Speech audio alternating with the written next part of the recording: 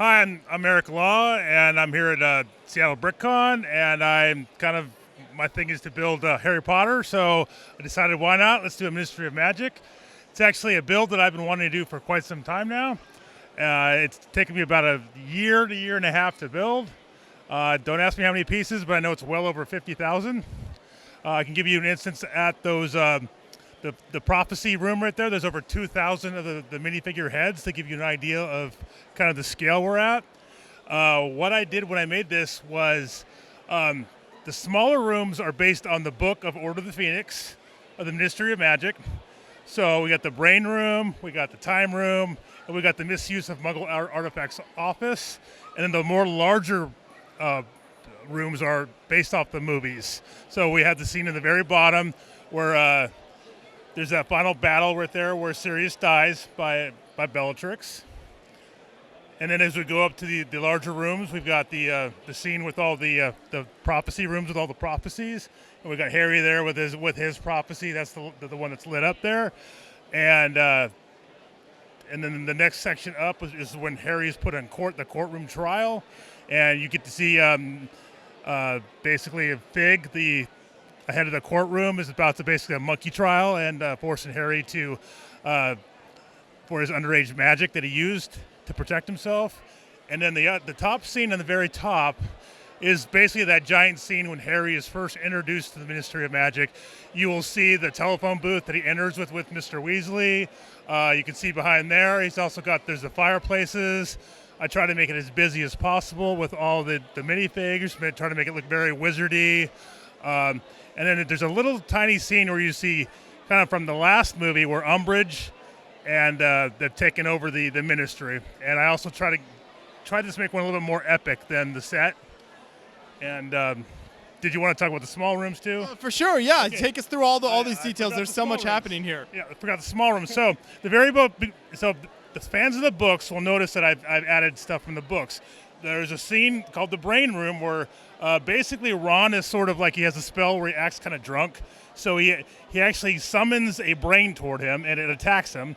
So that's the scene where he's being attacked by the brain. And then the other small room is the time room. That is where basically they get captured or they're getting followed by the Death Eater. And the Death Eater actually, his head goes through a globe and he kind of transforms. So that's the part where he's being transformed. And you notice all the clocks. That's where the time turners come from. And then my favorite little build actually is Mr. Weasley's office, the misuse of Muggles artifacts office, where you'll see some Easter eggs in there. You might see a certain cloak from a certain wizard. You might see some Ghostbusters in there and a hoverboard. And I try to add things that were muggly but kind of pop culture-y in there. Combine up all the fandoms. Yes. And then I had a little space to play with, so I made the little hallway scene where Mr. Malfoy and Fudge are conspiring against Harry in that one scene in that movie. And right above that is actually, of course, it's a little jail cell because we have the Dementors there, basically with their little jail area. Because if you remember the last movie, the Dementors were in there. Each of these rooms has so much to explore in them, such a spectacular job here. So talk a little bit about some of the flooring designs throughout, because a lot of them have kind of different techniques and great use of different parts here to create really neat patterns. I'm definitely a tile guy, so it takes a lot of tiles to do this. The bottom levels, it's supposed to be the oldest part of the ministry, so I try to make it very basic, very kind of brownish and kind of cobbly in some areas. And as it goes up, it gets more and more it's newer, it's more golden and more pretty, and until you get to the top where I'm trying to make it as perfect as possible to look like everything is kind of the facade of what they were. I mean, that's kind of what that whole book was about, is how everybody's sort of fake. So that's the whole fake part of the ministry, is that top level.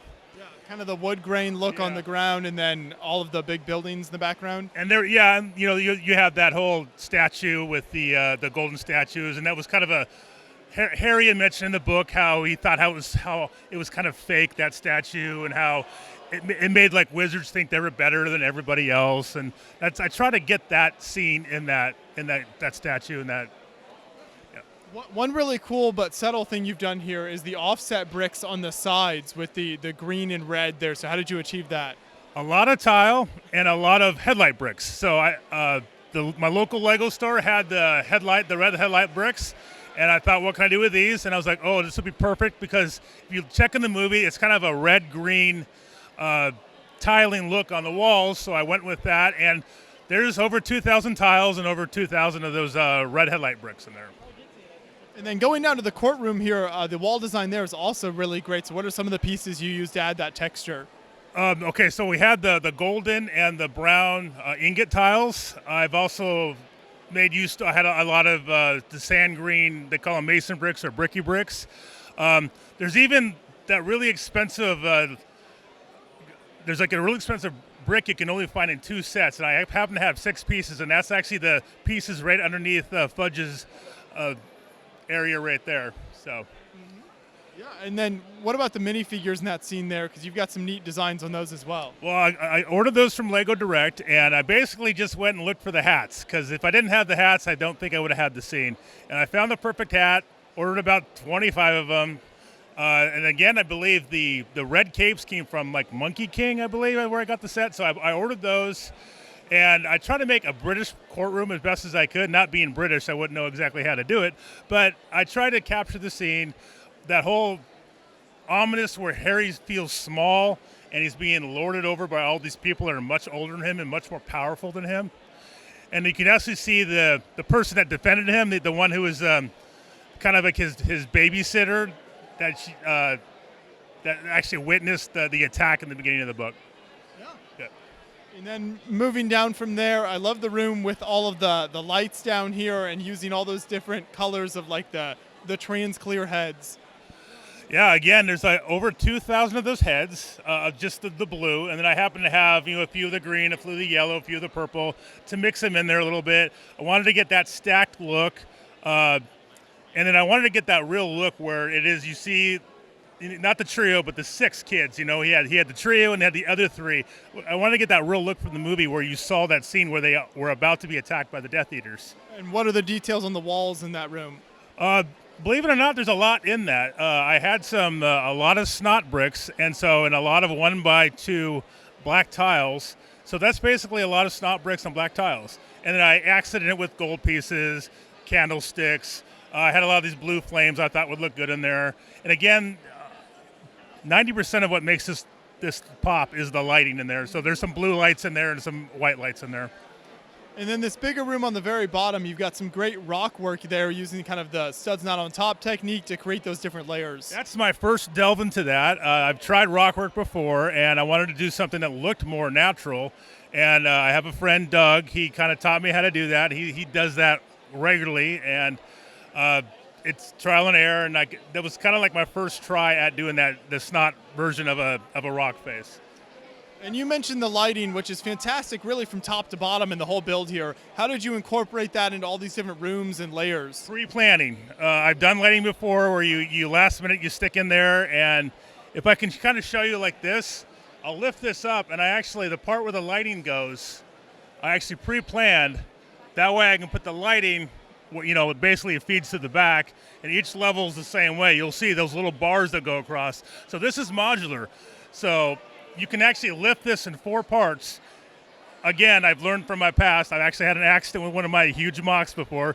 So to make things easier, this is a section, that is a section, that is a section, and that's a section. So I had to, again, with the lighting, I had to figure out how am I going to incorporate that lighting in there.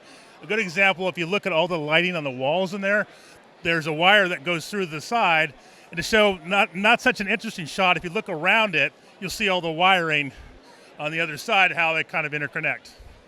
And again, they go to the back where the power source is. So that planning process is very important, but you can see how amazing it makes the build look and how much it pops when you get all that lighting done well in there. Yeah, again, this was a 1.5 years, and I spent a lot of time planning more than building.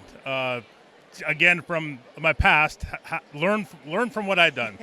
And that's where I'm at right now. And with a build of this size, the structural integrity becomes really important because that's a tremendous amount of weight, especially on those lower levels. So how did you figure out kind of what all you would need to hold all this up?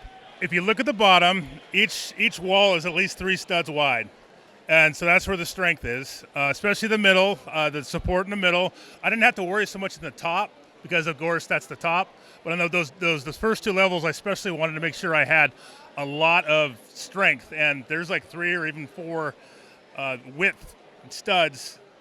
And these, I bet you I could stand on this thing. It is strong, and that's on purpose. Well, very impressive build here. Thanks so much for all the work you put into this and for bringing it out to the show here. What was that whole process like? Was that smooth for you? It was very smooth. I mean, right now I'm a little bit hurt, but I actually got someone to help me. And again, we got it in sections. We got it here, and it came out great. I have had no problems. Yeah. Well, that's good to hear. Thank you once again for taking us through the whole layout. Thank you.